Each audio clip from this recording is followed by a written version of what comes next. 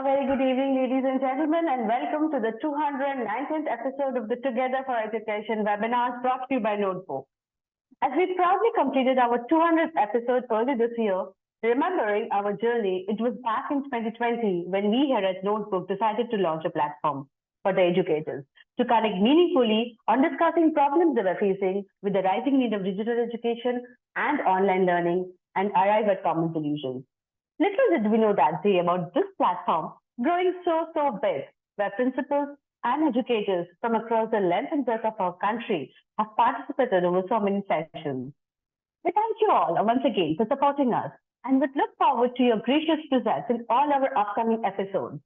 We have discussed extremely relevant and vibrant topics here, like digital learning, NEP and assessment, extracurricular topics like sports and theatre, topics like school finance and management, and even evolved topics like child psychology. Our today's topic is plan your lessons. This is a very important part of our daily lives, and let's hear from the experts today. Our first speaker on this topic is Mr. Philip Burrett. Mr. Burrett retired as a Deputy Headmaster from the illustrious Doon School in Dehradun after 44 years of serving in education across various institutions. Mr. Burrett served at Doon School as Housemaster, Head of Department, Dean of Activities, Dean of Student Welfare, Deputy Headmaster, Second Master, and Acting Headmaster with great distinction. He also carried out a visioning exercise for the Doon School in the year 2011 through an in-depth study of a number of British public schools and various schools in the US. Mr. Burrett qualified as a leadership trainer at Wellington College, UK in the year 2000. He is also an athlete, an adventurer, and a naturalist. And we here at Notebook are truly privileged to have Mr. Burrett as our senior advisor. Sir, a very good evening and welcome to the panel. Thank you very much, everybody. I'm just adjusting my screen. Okay, thank you very much for that introduction, and good evening to everyone over there in Notebook, and also our panelists and our guests who tuned in. So a lovely topic. I'm going to just speak from my experience as a teacher. Done no research on this. I think like anything else, from planning a vacation or buying a car or throwing a party, if the thing is important, I think we need to plan for it. Roughly speaking, lesson plan is a blueprint or a guideline along which a lesson will be delivered. I know teachers who walk into class without planning. I've been guilty of this myself as a teacher, and therefore I know the difference between a planned lesson and an unplanned lesson. Three things happen when you don't plan a lesson.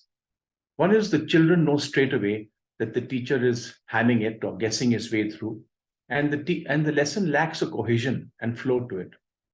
The second is that the teachers seem very underconfident and can be easily ruffled, especially if students ask challenging questions. Also, I think the teacher may begin to put in fillers and use too much side humor and deviate off the main topic because he doesn't have a clear plan forward. And the children may, if the teacher regularly delivers unplanned lessons, finally lose respect for the teacher and may seek help from teachers of other departments. Finally, the parents get to know about it, and then, of course, things go up to the head and things become difficult for the teacher.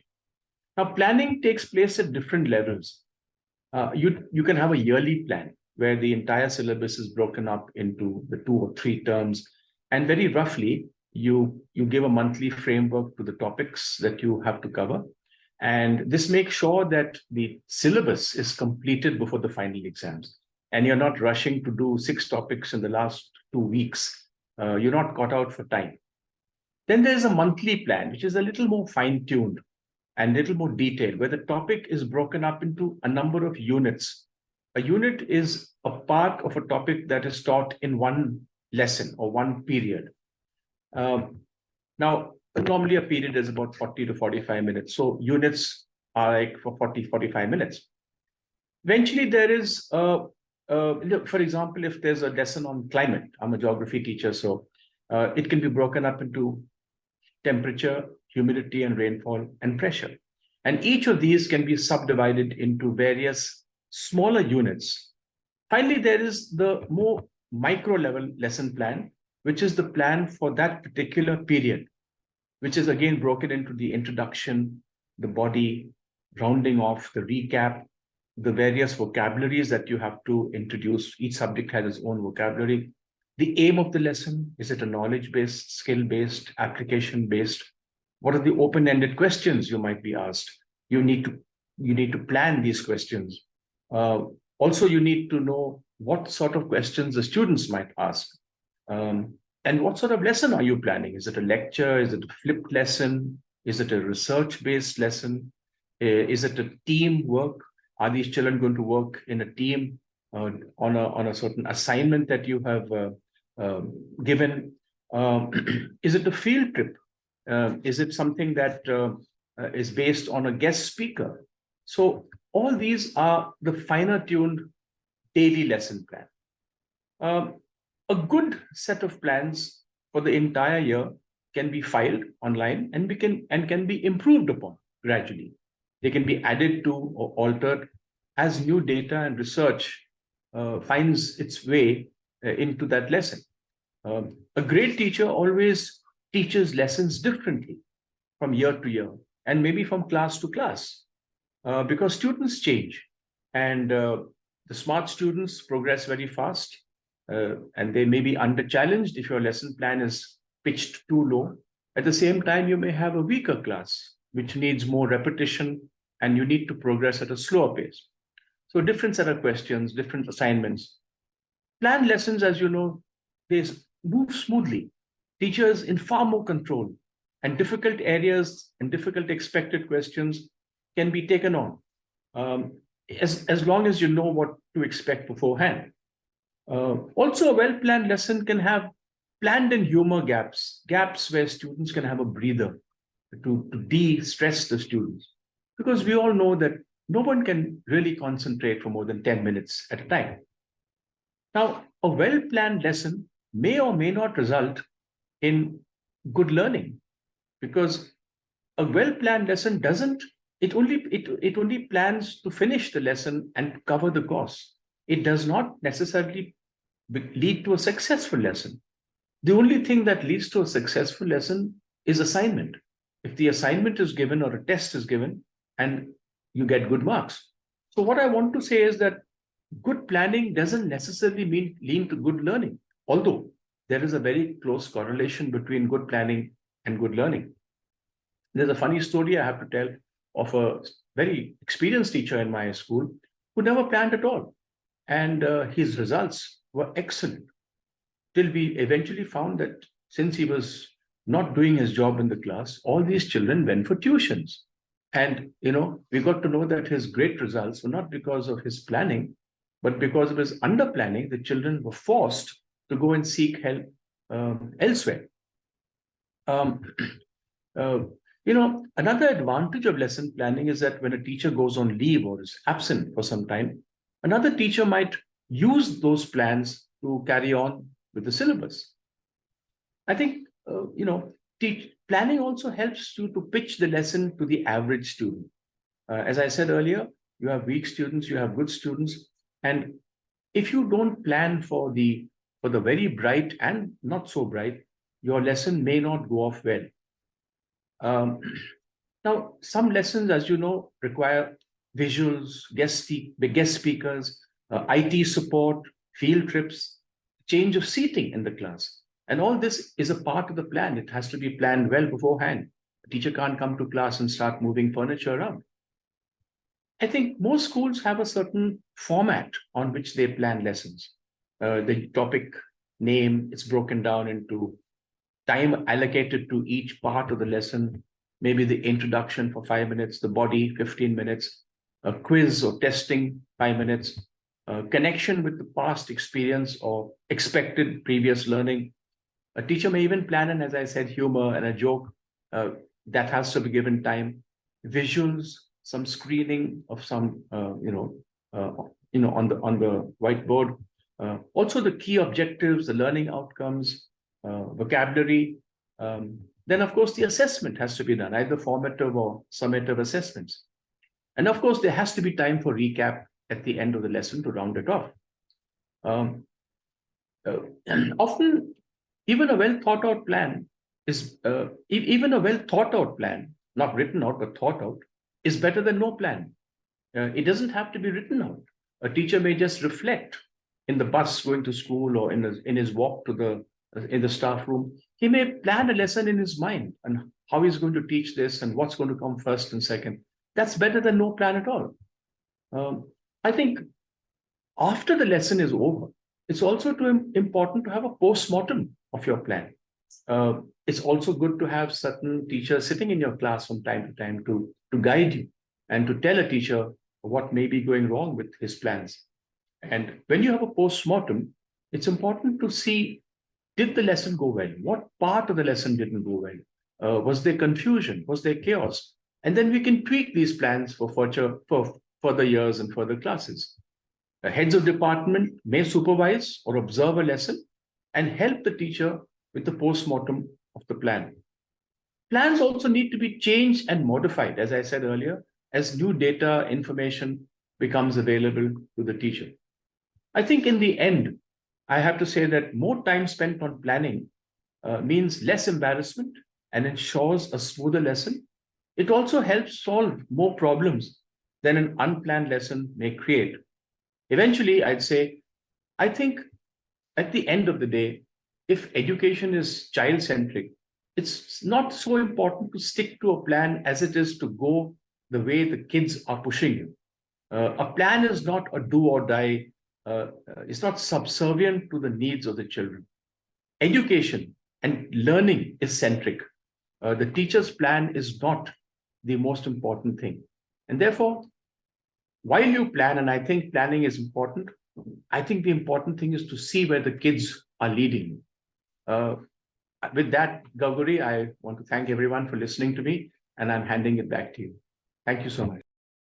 Thank you. Thank you so much, sir, for those wonderful deliberations. As always, you have set the ball rolling. And ladies and gentlemen, let's move on to our next speaker, Mr. Achin Bhattacharyya. Mr. Achin Bhattacharyya is the CEO and founder at Notebook. A chartered accountant by training, Achin was a director at Deloitte prior to starting Notebook. He has worked in India and abroad in various senior capacities in GE, PwC, KPMG, and Deloitte. Achin is a member of the Institute of Chartered Accountants of England and Wales, a fellow of the ICAI, a member of CP Australia and CP Ireland, and a member of CIMA UK. He is also the recipient of the very prestigious Indian Achievers Award. An avid reader and a passionate traveler, Achin has keen interest in economics, history, literature, and philosophy. He is a regular speaker at various forums and chambers of commerce, and also contributes articles to numerous publications regularly. He is also on the board of some of the most renowned corporates and contributes significantly to their brand strategies. Achin, a very, very good evening, and over to you, please. Good evening, everyone. Gauri, am I audible? Absolutely. I once again welcome all of you to today's session. And I'll begin with a quote that I recently read, which I find very appropriate. The quote was given by Adne Duncan, the US Secretary of Education. And he said this in a speech that he gave in US chapter of Commerce's Education and Workforce Summit in as recent as 2009. The quote might be given in US, but I think it's very appropriate. And if you look at things from a holistic perspective, I found it extremely relevant. He said, I believe that the quality of our education system says as much about the long-term health of our economy as the stock market, the unemployment rate, and the size of the gross domestic product. That's because the quality of our workforce and the intellectual breadth and depth of our future leaders is directly related to the quality of education we provide today. Recognizing that our common agenda is to promote economic security through education. Hence, he felt that education system, therefore, is most important. And I think we all agree how important it is. And naturally, the quality of our education system really reflects a lot of factors. Because here we are discussing about nation building, about the future, which is directly dependent on the quality of education that we are providing today. And we all know that the most important element in this entire educational ecosystem are the teachers, the esteemed educators.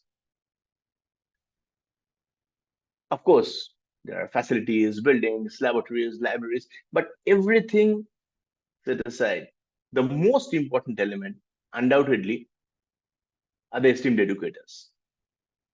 And hence, that naturally leads to the next question: how do they spend their time? How do we ensure, as a society, how do we ensure that our most important productive resources are optimally utilized? Survey indicates that teachers around the world routinely spend as much as half of their working time on non-teaching activities. And lesson planning accounts for much of that time. So lesson planning, obviously, we all understand, is so important. As to how teachers synthesize the curriculum goals with pedagogy and the knowledge of their specific teaching context. Now, the interesting part is, I was reading about this, that survey also says that if we ask 10 teachers about the benefits of lesson planning, we might get 10 unique answers, and all of them are correct. Now, there are also different opinions about how far ahead a teacher should plan lessons. Somebody might recommend a week, others might advocate planning a month. Now, in the end, though, creating successful learning outcomes for students is the goal. Now, although well-designed lesson plans take time and thought, we all agree that it's an investment for the future, which can provide return in many ways. So there's a very interesting research paper by Professor Chris Kiraso, who spent more than 30 years doing research on what constitutes effective teaching. That was the particular topic of research, what constitutes effective teaching. And he wrote that over the years, he has become more and more convinced that the key to being a successful teacher, and of course, this is not only about K-12 or schools, he's discussing about the entire education ecosystem. And he felt that the key to being a successful teacher, both in terms of quality of learning that we promote, and in terms of maintaining our own mental health and enthusiasm for the work that educators do, is to make sure that they're able to devote enough time to planning. We all know that teaching is a complex activity. There's no doubt about it. Involves variety of tasks and qualities. But in his dealing with the teachers, the professor felt, and he dealt with a wide range of teachers. He wrote that I have dealt with new entrants to most experienced and seasoned educators. And he felt that many of them were not able to devote enough time to planning. And that is because they have not fully realized the benefits that good planning offers and how it can really help them. And some of them, he also felt, although did it in letter, didn't believe in it in spirit. They are not completely synced with the objective. Now, teaching is, in essence, about helping students to learn. We all agree. And we all know that successful teachers are student-focused. So, a simple question comes that how and why is our teaching effective? In other words, it is important for educators to think about how the learning activity will be set up in the context that how it will be experienced by students and how this experience will generate intended learning outcomes. Now, the planning process actually forces us to make explicit how and why teaching will be effective for each of the students. The other important aspect, of course, is time management. We all agree that it provides more thinking time during the lesson, allows the educator to reflect on how the lesson is going. The lesson might be still in progress, but he or she is able to reflect and think about whether and how small adjustments might need to be made, which of course can happen, does happen. And time to think about how well each student's learning experience is being optimized. And thinking time during a lesson is like gold dust, most valuable and most rare commodity that a teacher needs to have. Now, good planning means that the many decisions that are taken during a lesson have already been thought through before the lesson takes place. And of course, if the learning is planned, naturally, any logistical arrangements that need to be done for the lesson, any equipments that are needed, anything, or arrangements with regard to assessment at the end of the lesson, they're all taken care of. Everything is well thought through. And the other important aspect, I believe, it also helps in reducing day-to-day stress, especially for new teachers. In this forum, we have discussed again and again about the fact that unfortunately, we also have educators who are educators by chance and not by choice. So how do you structure learning outcome? How do you ensure the students are being benefited? So naturally, if, for instance, if you look at new teachers, those who are newly coming to the profession, they can go into a lesson much more confident that has been completely planned. They exactly know what will be happening, what are the materials needed, everything is checked and in hand. Assessment is well planned at the end of the lesson. Hence, the precise qualities and features that they expect as a learning outcome at the end of the lesson are completely and clearly laid out. There's no element of surprise. There's nothing which is subjective. Other important aspect is it also helps in trying something new, innovative approach, trying new approach in teaching. Overall, planning can be a daunting challenge if we are stuck to the same thing for too long. But the moment we devote time to planning, I think planning also means, and this is true in all aspects of life, that the moment we start planning, it has an inbuilt element of reflection involved. We start thinking, are we on the right path? Can we make it better? How can we improve? Now, such reflections help in terms of innovative thinking. And also, the fact is, at the end of the day, it helps in terms of optimizing the intended learning outcome. Makes the whole experience pleasurable, both for educators as well as for students. So these are a few thoughts that I wanted to share. I think Bhattacharyya gave us a wonderful overview. We also have a very experienced and senior panel with us here today, panel of very esteemed educators, senior educators with decades of experience. And on this particular topic, which is so closely related with day-to-day teaching that is taking place, I really look forward to hear from them, their views. I thank all of you for giving me a patient hearing. Over to you, Gauri. Thank you. Thank you so much, Achin, for those wonderful, wonderful inputs.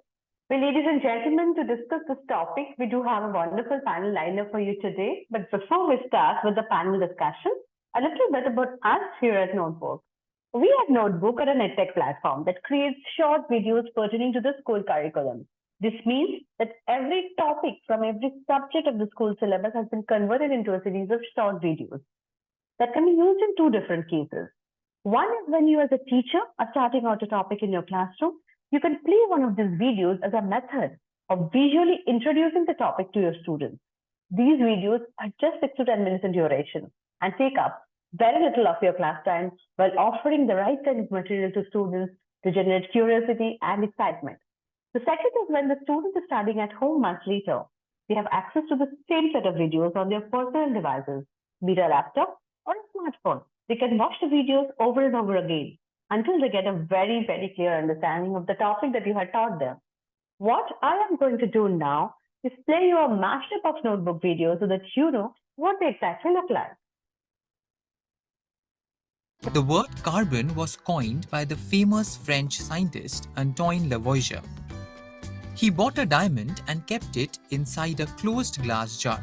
He then focused the rays of the sun on the diamond with the help of a high-power magnifying glass. This tells us that the differently abled should not waste their time by proving their mettle at activities meant for the able or the physically fit. Hawking asks Kanga to stay back for tea and then takes him around every inch of his garden, which is as big as a park. In short, the Constitution lays a set of rules for the citizens, by the citizens, defines the way they want their country to be governed. वे दूसरे किसी अन्य व्यक्ति को अपना नहीं मानती हैं। उनके नंदलाल अपने सिर पर मोर पंख से सजा हुआ मुकुट पहनते हैं, वही उनके पति भी हैं। यहाँ मीरा की कृष्ण के प्रति भक्ति भावना पराकाष्ठा पर पहुंच गई है। Well, ladies and gentlemen, that was a small part of some of our videos as you just now saw. We today can have connected with over 3,500 schools and have had millions of students and teachers benefit from our videos. If you head over to our website, www.notebook.school, you would find all such videos at your disposal. If you want notebook in your school, please do get in touch with our sales team at sales@notebook.school. With that, it is now time to introduce the wonderful panelists that we have with us today. We have with us today Dr. Mukherjee ma'am, Principal, Army Public School, Barrackpore, West Bengal. Ma'am started her career in 1996.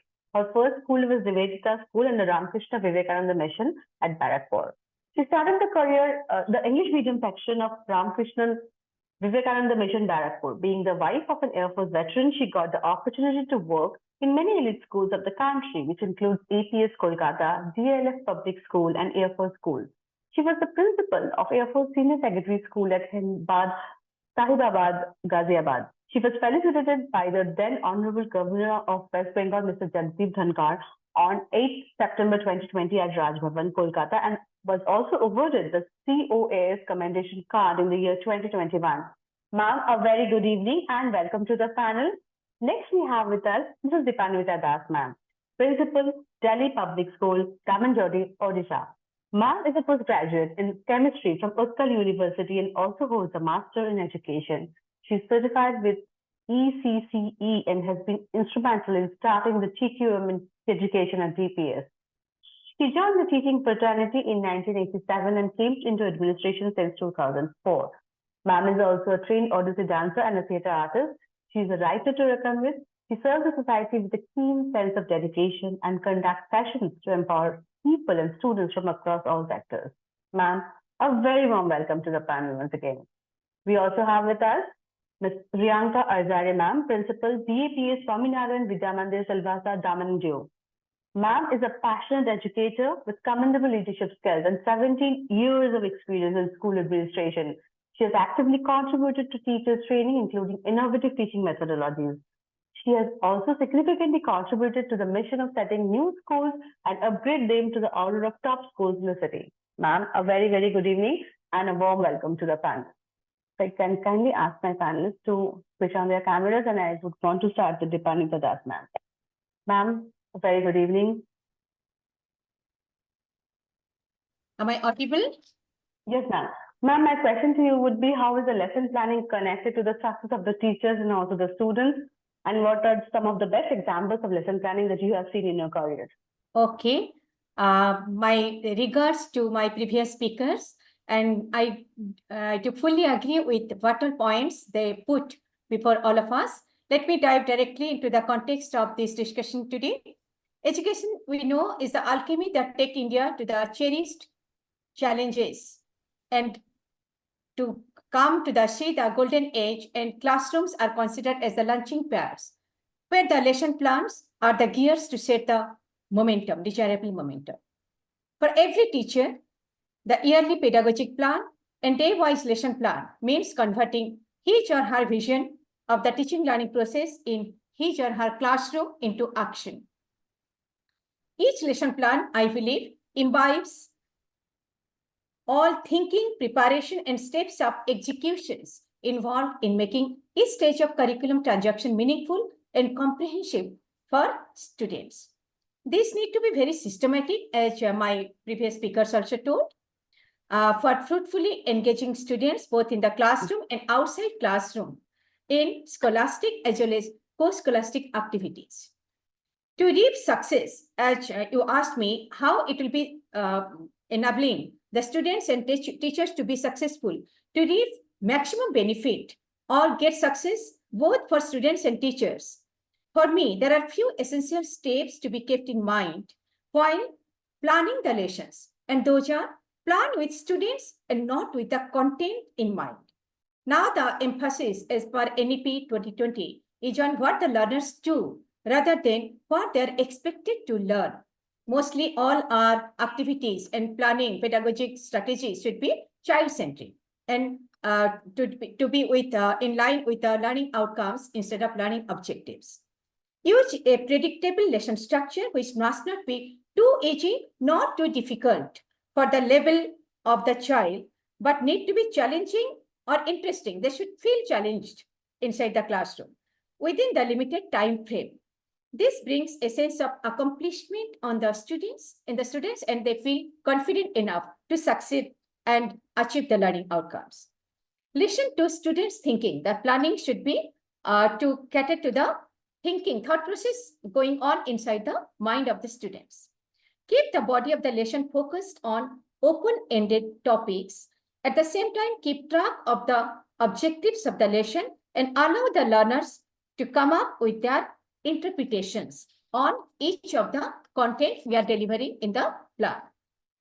When students do most of talking and discussing and are able to work independently, they get opportunities to interact with each other and understand self and peer assessment. They will undertake and come out with introspection and analytic thinking, the out-of-box thinking, the lateral thinking, the cognitive level thought process will be ignited, and the objectives of the teacher as well as our lesson plan will be achieved.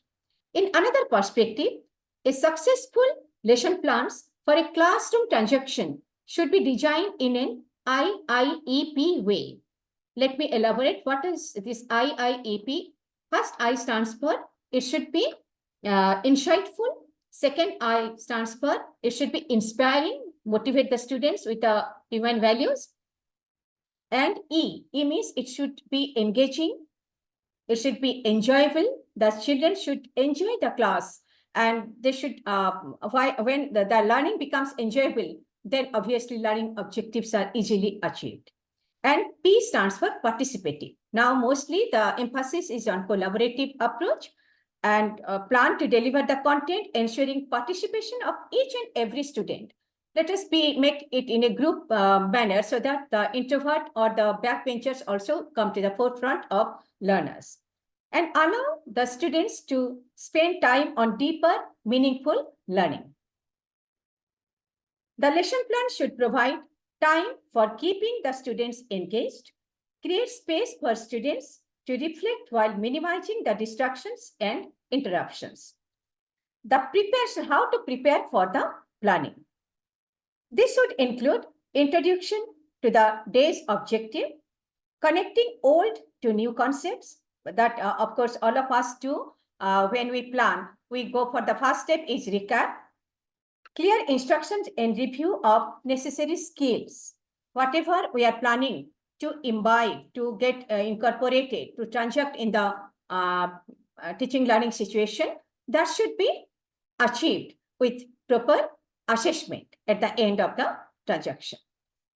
Construction and review of background knowledge of the learners. That is also very important, because what we are going to transact to the learners, we must know whether they're equipped with that transaction to happen with them. Preparation for working together in the class. To me, the ideal lesson plans are those which are done in an inclusive way too. as per the NEP 2020, which envisions to make education in India inclusive by 2030. This is also in compliance with the Sustainable Development Goals, which has to be achieved by 2030, envisaged by UNESCO.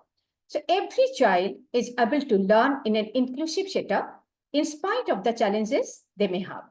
Everybody's needs are to be addressed in the same classroom without making compromises in learning or the qualitative learning. Hence, the planning must cater to various learning styles, keeping in mind the multiple intelligences of the students in the class. We do have a special child from some of the examples as you have asked me to quote. We do have special children in our school. In some or other class, we do come across some special child or especially able students. And we sensitize the peer group who support the special child in such a way that they also come to the mainstream of learners, and the feedback is overwhelming. So the lesson plans must focus on the development of, at the same time, 21st century skill. Now, mostly the emphasis is upon 21st century skills in the upcoming millennials, the Generation G students. The present-day teacher is acting only as a catalyst, as a facilitator, to enable the disciples to cross the threshold of the inhibitions they carry, which draw them away and blossom as holistic human beings. So, teachers should also plan to develop the digital content, as the panelists suggested, tools and teaching aids with the latest pedagogy using holistic framework. Incorporating art integration as well as interdisciplinary approach has enabled the students to imbibe the analytical as well as aesthetic aspects of the content in an effective way. We have seen in our school all those silent learners or those who do not take academic seriously, through art integrated study and interdisciplinary approach, when the different learning styles are addressed through the different activities, the academic excellence also is achieved. This is what I had to share. Thank you. Thank you so much, ma'am. Thank you for a wonderful input. Moving on to Dr. Moitreyee Mukherjee, ma'am. Ma'am, very good evening. Welcome back to the panel once again. My question to you would be, what are the essentials of lesson planning and how innovatively can lesson planning be used in our school? Hello, good evening, everyone, all the esteemed principals in this platform. Thank you, Gagori, to invite me once again to this platform. It's a pleasure talking here. And of course, we get to know so many things from this platform. See, teaching is basically an art, you know. It is not only disseminating the information to the children. Why is it an art? Because the way I present my lesson in the class, children will also take it that way. Like even after 20 years from today, if the child says, I still remember that topic or that lesson which my teacher has taught, that means we have ably educated the child. So in order to make the learning innovative, the teacher has to first start with a concept map of that lesson, that how she will progress with the concept map. When you build the concept map, you have to relate it to the practical life. Otherwise, if you keep on telling the children that after this happens, that this comes, they will not find it interesting unless and until you tell them that how can you apply it in your life and how can this be a weapon to you in case you require this knowledge. You will see automatically, the children will become very interested. And it depends on the body language of the teacher also. It is not only selecting the correct words, but the body language of the teacher matters the most, If the teacher is carrying confidence with her, some positive thinking, automatically the children also become very positive in the class.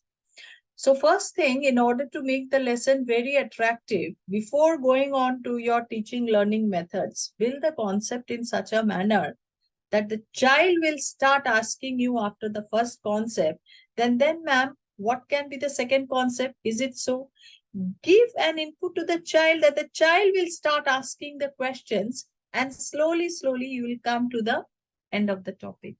This is very important for the child.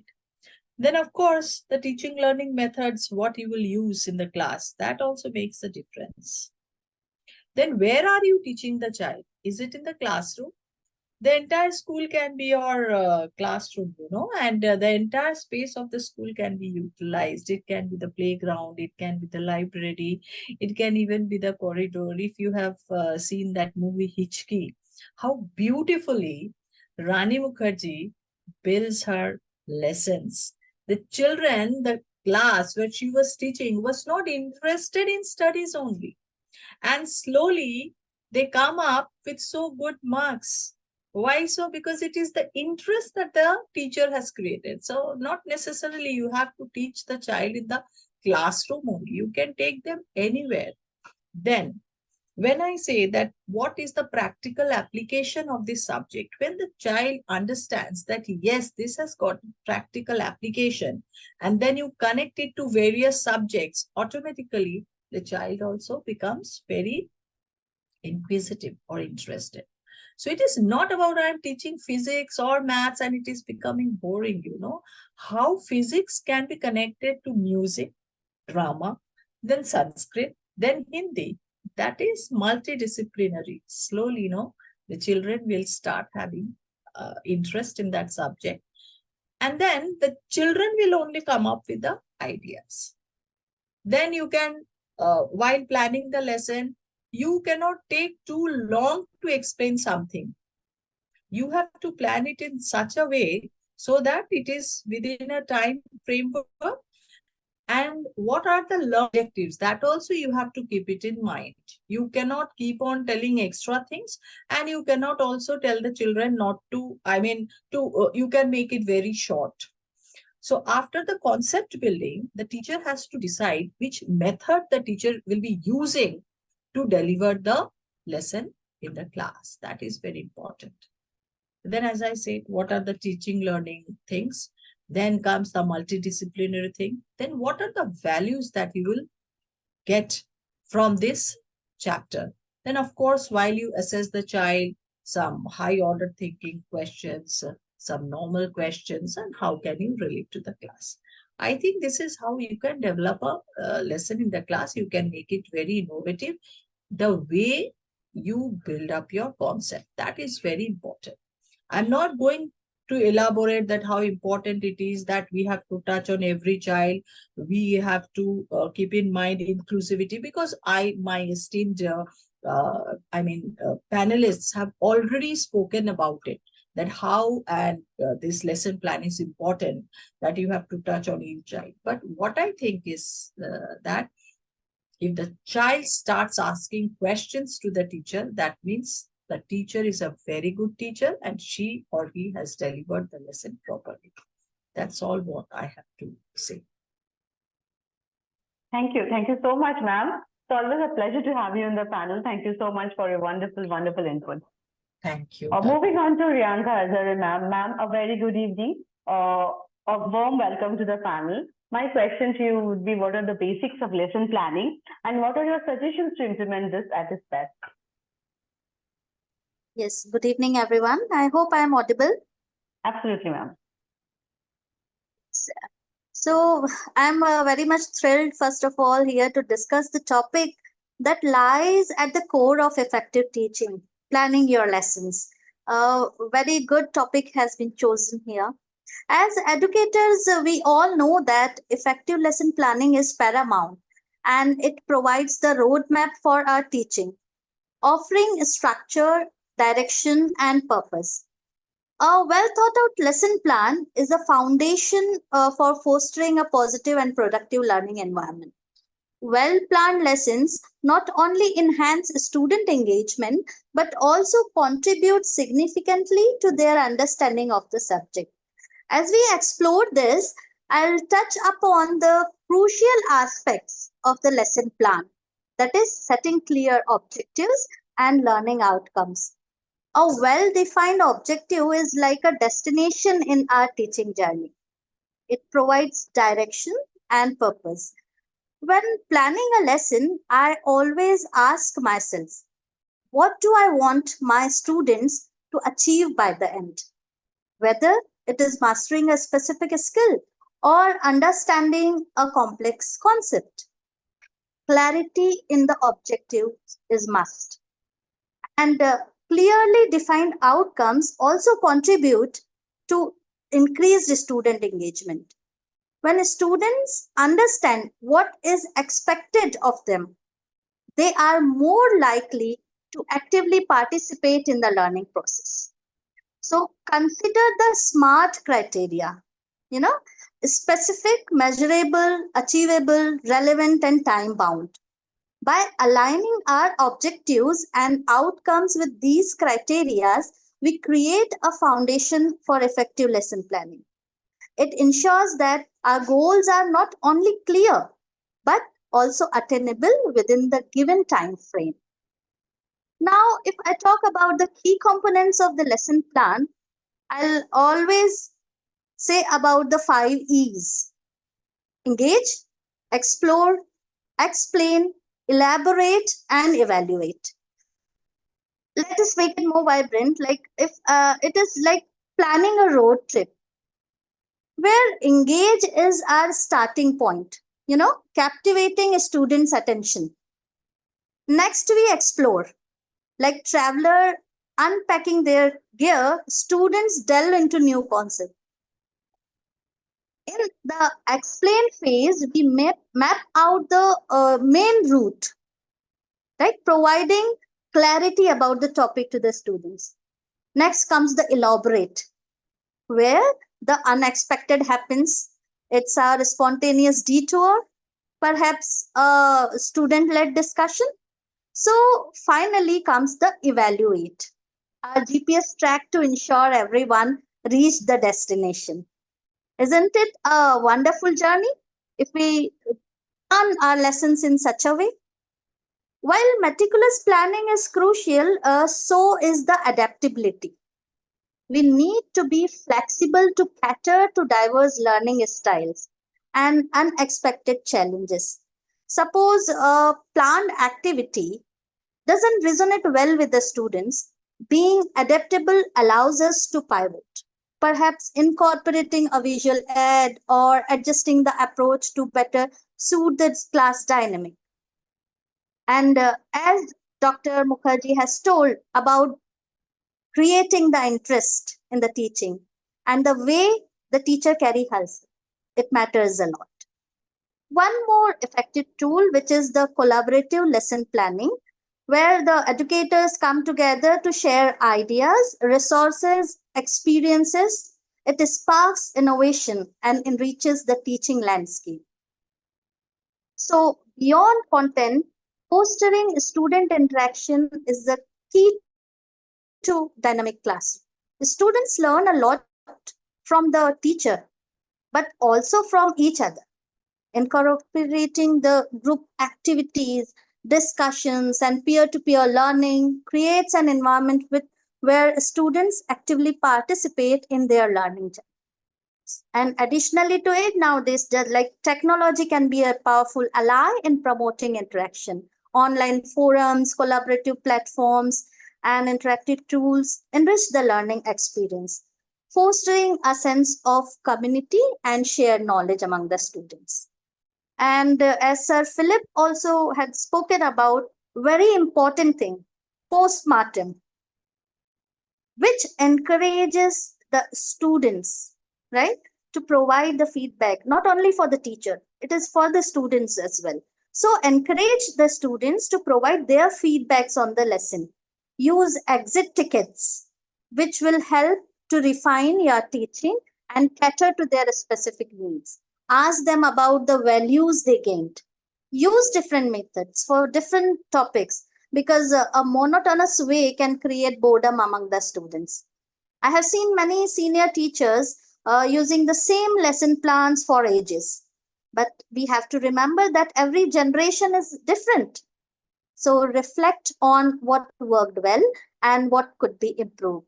So lesson planning is an enriching adventure, integrating the 5 E's: time management, interdisciplinary elements, gender sensitivity, 21st century skills, and inclusivity ensures our educational journey is not just well planned, but also transformative.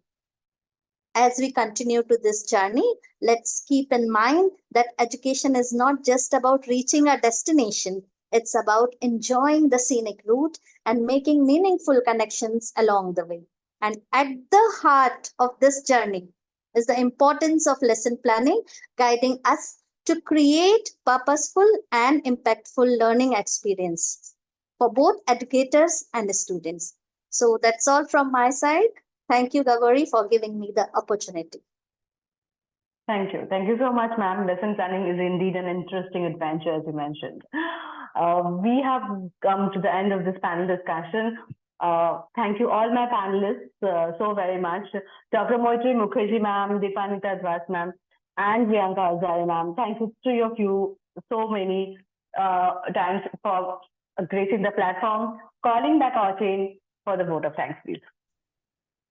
So I think a really wonderful session, very seamless and very informative. But sir, thank you as always for giving us a great start. And I think some very important points you made, and even on the lighter side when you shared your experience. So I think really wonderful. Thank you so much, sir. Deepanwita ma'am, I think very important point you mentioned about the fact that lesson planning needs to be open-ended. We couldn't agree more.